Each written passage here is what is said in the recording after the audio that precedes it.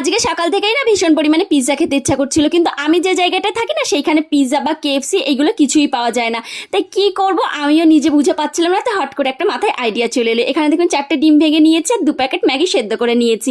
এবার ফ্যাটানো ডিমের ভেতরে সেদ্ধ করা ম্যাগিটা দিয়ে ম্যাগি মশলা দিয়ে এর ভেতরে আমি একটুখানি পিৎজা সস দিয়ে খুব ভালো করে ফেটিয়ে নিয়েছি। ফ্রাইং প্যানে তেল দিয়ে ম্যাগি সমেত ডিমটা আমি ঢেলে দিয়ে মোটামুটি এখানে দেখুন আমি ক্যাপসিকাম, একটুখানি টমেটো আর পেঁয়াজ দিয়ে সাজিয়ে নেওয়ার পরে ঢাকনা দিয়ে ঢেকে রেখেছিলাম। তারপরে ঢাকনা খুলে উল্টে পাল্টে দেখুন আবারও কি দারুণ লাগছে দেখতে। আর ওপর দিয়ে কিন্তু আমি একটুখানি পিৎজা সস আর টমেটো সস দিয়েছি। তারপরে ভালো করে ভরিয়ে নিয়ে আর ওপর থেকে অনেকটা পরিমাণে চিজ গ্রেট করে দিয়েছি। আর আগে থেকেই বলে রাখি এখানে কিন্তু আমি গ্যাসের ফ্লেম একদমই লো রেখেছিলাম। আর তার উপর একটুখানি আমি চিলি ফ্লেক্স দিয়েছি। আর দেখুন নামানোর পরে জাস্ট অসাধারণ, আমি সত্যি ভাবতে পারিনি এটা এত দারুণ লাগবে।